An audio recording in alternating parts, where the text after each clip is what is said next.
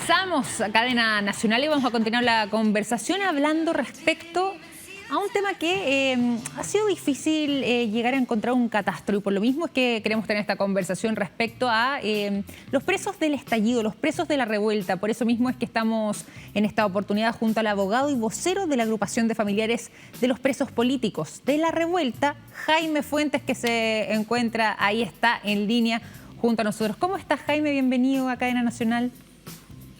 Hola, buenas noches. Muy bien, ¿y tú cómo estás? Muy bien, muchas gracias y muy buenas noches, y gracias también por aceptar nuestra invitación. Y por lo mismo, para comenzar a hablar sobre este tema, es que quiero que revisemos juntos un titular que dice lo siguiente: familiares estiman que 806 presos del estallido podrían calificar al indulto. Todo esto además en miras un poco de lo que ha sido esta discusión respecto al tema del indulto, si debiese aplicarse o no, y llevar entonces esta posibilidad a una instancia más alta. Por lo mismo, ¿cuál es la visión entonces de la agrupación de los familiares de los presos políticos de la revuelta frente a esta materia? Mira, nosotros hemos sido enfáticos de que este es un trabajo que debe desarrollar la Fiscalía, la Defensoría Penal Pública, que son instituciones públicas con recursos y con gente especializada para poder desarrollar esta labor, que armar un catastro, sobre todo para un proyecto de ley como el que se está trabajando, es sumamente complejo y más a nivel nacional.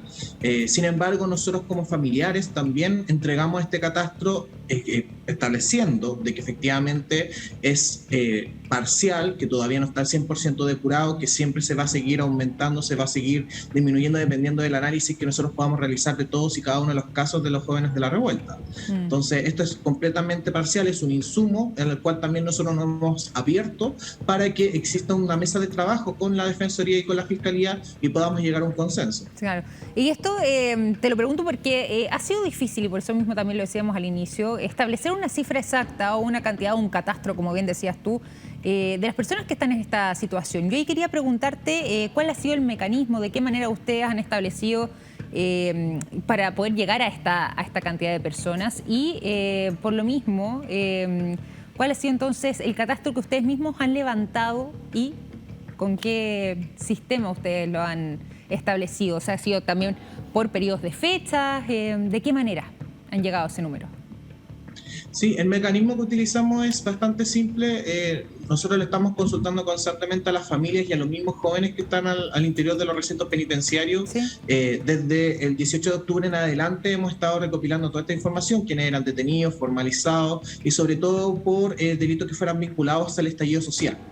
Eso es como el mecanismo clave, por eso nos hemos demorado tanto y por eso decimos que esto puede ir cambiando día a día, porque es algo que, por ejemplo, una persona que a lo mejor nunca hemos podido contactar, gracias a esta entrevista se puede contactar con nosotros y va aumentando también el catastro. Y en cuanto a cómo lo logramos hacer, básicamente nosotros consideramos los mismos requisitos que establece el proyecto de ley de indulto general. Establecimos una fecha de tiempo desde el 4 de octubre en adelante. ¿De 2019? Establecimos también el punto... 4 de octubre de 2019.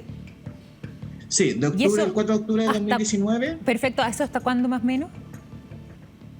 No, el rango que nosotros establecimos efectivamente del 4 de octubre de 2019 hasta el 19 de diciembre del 2020, que es el mismo que contempla el proyecto de ley. Y sin embargo, también hemos estado recopilando los antecedentes de varios jóvenes que han seguido o siguen siendo detenidos por manifestaciones para la libertad de los presos y presas de la revuelta. Entonces, en ese sentido, seguimos aumentando, pero como un catastro separado ya hasta la fecha. Perfecto. Y dentro de ese catastro...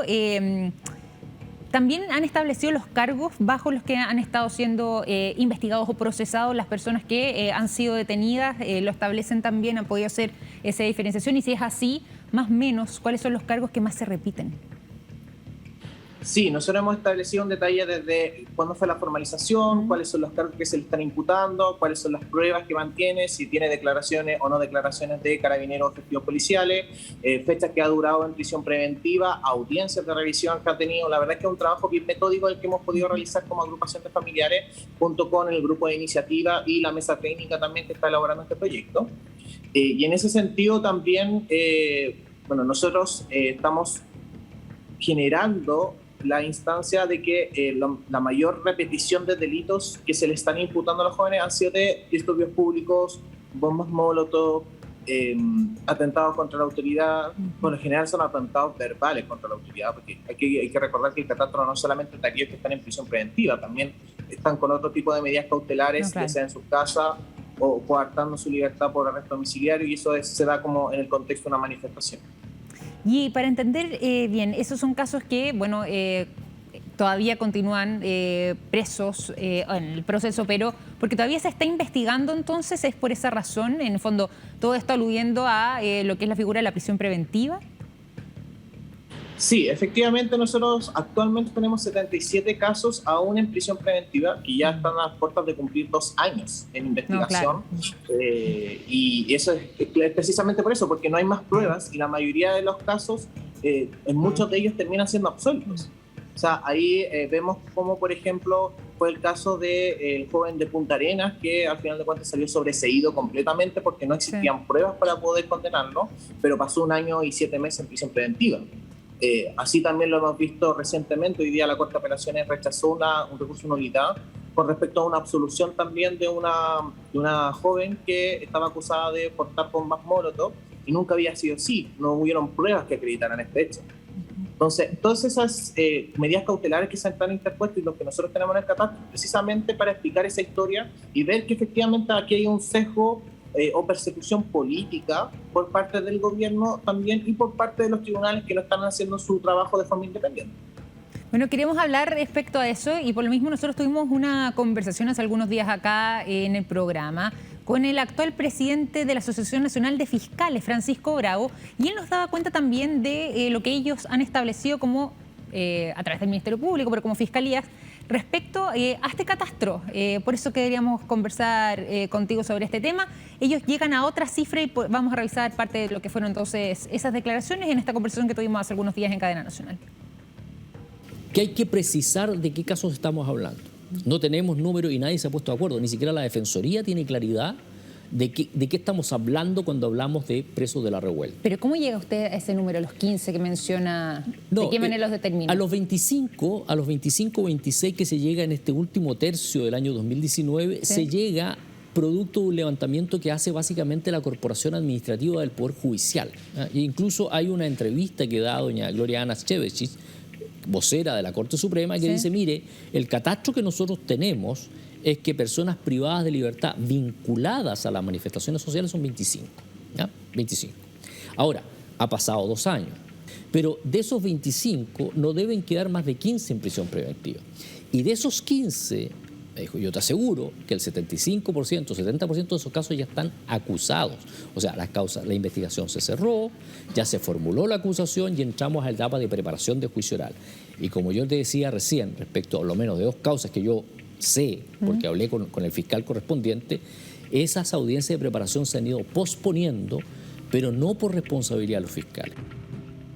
Ahí escuchábamos entonces parte de lo que fueron estas declaraciones de el presidente de la Asociación Nacional de Fiscales de Chile, Francisco Bravo, y que, bueno, daba cuenta entonces de lo que ellos habían establecido a través de sus propios mecanismos. Primero decía, bueno, se trataba de 25 personas, ahora se ha reducido esto a el caso de 15 personas que mantendrían la prisión preventiva. ¿Qué respondes tú, Jaime, frente a lo que plantea justamente Francisco Bravo? Mire, son 2 cosas principales. La primera, que me parece irrisorio que la misma Fiscalía, a través de su fiscal nacional, en mayo entregue esta cifra de los 15 que supuestamente eran de presos de la revuelta y que luego en la Comisión de Constitución, al momento de exponer, dice que la Fiscalía no tiene la capacidad de elaborar un catastro ni ver los posibles beneficiarios de una ley de indulto. O sea, yo creo que entonces no lancemos cifras en ningún momento. Una institución seria como Fiscalía no puede salir lanzando cifras si no tiene las claridades, ni mucho menos tiene la capacidad para elaborar un catastro certero. Porque hoy en día nos vemos acá, no son 15 los chicos de la revuelta que están en prisión preventiva, son 77, más tenemos más de 120 con arresto domiciliario total.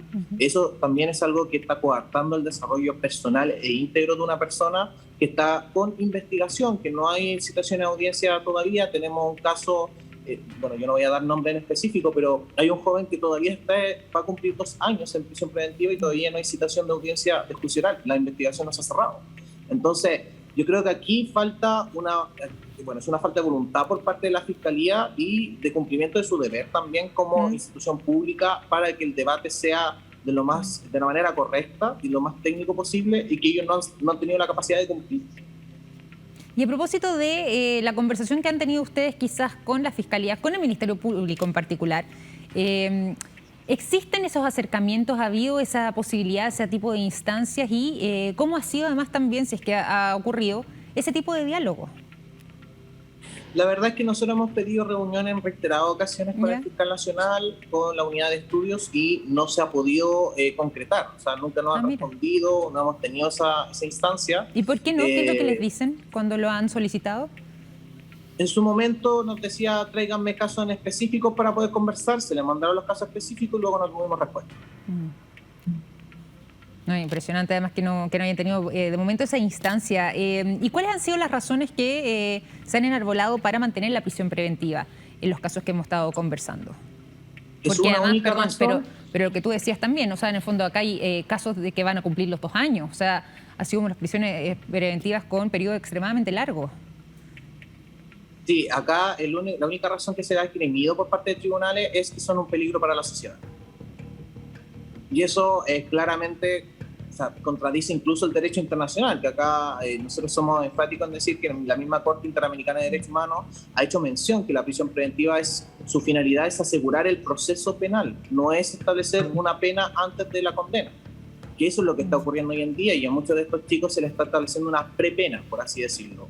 Y la calificación de peligro para la sociedad, la verdad es que en muchos de los casos termina siendo burda, en muchos de ellos que tienen mucho anclaje y mucha participación territorial con su espacio, muchos de ellos son el sostén de una familia completa, son padres.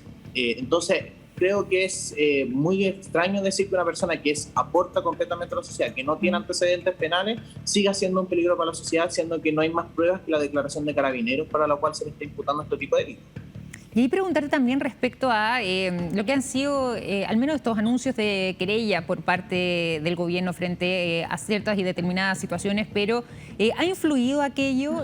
¿Han sido parte quizás también de los cargos que se le imputan a algunos de quienes hoy día se mantienen en prisión preventiva? Sí, el gobierno interpuso, según el último informe que nosotros tenemos, 1.054 querellas por ley de seguridad del Estado contra jóvenes de la revuelta. Por eso es que me llama la atención que la Fiscalía no sepa cuáles son los jóvenes que están en prisión preventiva, porque claramente las prisiones preventivas se extendieron a base de la aplicación de esta legislación, que lo que hace es aumentar las penas. O sea, desde ese momento, desde que el gobierno invoca entonces la Ley de Seguridad del Estado, desde ese momento entonces que aumenta y se empieza a generar ese tipo de situaciones respecto a lo que tiene que ver con prisiones preventivas. O sea, hay un antes y un después ante esa presentación. Sí, porque por ejemplo, el delito arriesgaba 540 días, por darte un ejemplo. Si se aplica la Ley de Seguridad del Estado, aumenta inmediatamente a más de 3 y 1. Entonces ya pasa a ser un delito de extrema gravedad, por así decirlo. Y así imagínate con los delitos que se le están imputando, que parten en 3 y 1. O sea, ya por eso habían penas y fiscales que estaban pidiendo cerca de 15, 20, incluso 40 años de cárcel, que era completamente irrisorio, sobre todo cuando no han existido víctimas lesionadas. Porque acá yo voy a ser súper honesto, no tenemos delitos de sangre por parte de los jóvenes de la revuelta y no hay víctimas lesionadas que hayan acreditado las lesiones. De todas maneras, también hay un reportaje que realizó CIPER Chile, de esto tenemos el titular, quiero que lo revisemos juntos, y que dice lo siguiente, donde señalaban al menos 77 personas están en prisión por delitos asociados a la revuelta, y que da cuenta entonces de este registro que ellos pudieron obtener y esa información sobre la siguiente gráfica. Aquí está. La vamos a revisar a continuación, señor director, a ver si podemos verlo. Ahí está, los tipos de delitos imputados a las 77 personas que se mantienen en prisión. Y ahí se da cuenta de, el que aparece en mayor cantidad, confección y lanzamiento de bombas Molotov. Después continúa desórdenes públicos, continúa después incendio, robo en lugar no habitado, saqueo en cuarta instancia, luego asociación ilícita, luego homicidio frustrado, continúa daños, ley antibarricadas, receptación, seguridad interior del Estado, con 3 casos, y y ahí sigue también el listado.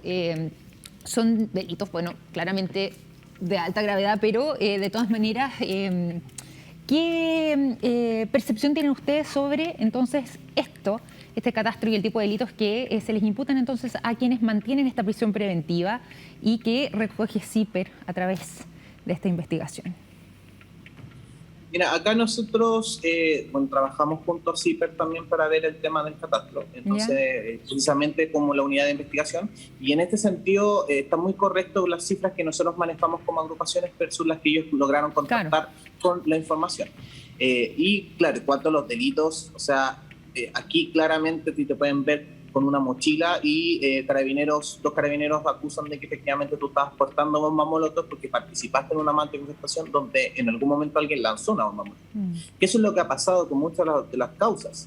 Como te decía recién, hoy día se confirmó por parte de la Corte de Apelaciones el rechazo de una nulidad con respecto a una sentencia que absolvía a una mujer que lo único que tenía era portar una mochila, y Carabineros decía que en la mochila tenía 3 bombas molotov que se lanzaron esa jornada, pero que nunca pudieron identificar cómo las lanzó, cuándo fueron lanzadas. Los peritajes químicos salen negativos en todos y cada uno de los casos de los chicos han salido negativos, o sea, no han tenido registros de ningún combustible para poder elaborar una bomba molotov. O sea, para entenderlo bien, es básicamente lo que aseguran testigos, que en este caso más encima vendrían siendo Carabineros. No es que haya testigos adicionales que hayan aportado ese tipo de informaciones. Claro, o sea, no existen más testigos que los propios Carabineros. Bueno, y por lo mismo, ¿cómo ven ustedes el avance, además también del proyecto de indulto, digo, en el Senado? Tenemos una declaración, de hecho, antes de que nos dé esa respuesta que queremos revisar junto a ti. Que además ya ha iniciado su tramitación. Alejandro preside la Comisión de Derechos Humanos. Este proyecto se aprobó en la Comisión de Derechos Humanos, se aprobó en la Comisión de Seguridad Ciudadana. Solicitaron que fuera a la Comisión de Constitución, que no le... Bueno, ahí veíamos un momento donde estaba siendo encabezado entonces todo lo que tiene que ver con este proyecto por la presidenta del Senado, Yasna Proboste, y por lo mismo, ¿cómo ustedes han visto el avance respecto a este tema y cuáles creen tú que son los pasos a seguir y hacia dónde puede terminar todo entonces, el resultado, digo, de este proyecto? Sí, mira, el avance ha sido bastante lento a nuestro juicio. Ya llevamos 7 meses desde que se presentó el proyecto de ley. Las discusiones se han dado de forma extendida en las comisiones y sobre todo en la Comisión de Constitución. O sea, hoy en día incluso el senador Pedro Araya nos dice que podría ser que se vote a finales de agosto, faltan 4 o 5 sesiones todavía. Ya llevamos 3 meses en la Comisión de Constitución. Creemos que los mismos expositores que han ido a esta comisión ya fueron a exponer en derechos humanos, en seguridad. O sea, creo que es tiempo de dejar de dilatar este proyecto de ley. Hoy día lo que estamos hablando es de personas, lo que estamos hablando no son solamente números, sino que estamos hablando de las vidas de los jóvenes, que hoy en día están siendo truncados. Entonces es sumamente importante de que esto se vote lo antes posible. Nosotros hacemos ese llamado también al senador y a todo el Senado en general de que esto se vote, la idea de legislar, que más encima es el primer trámite constitucional que mantiene.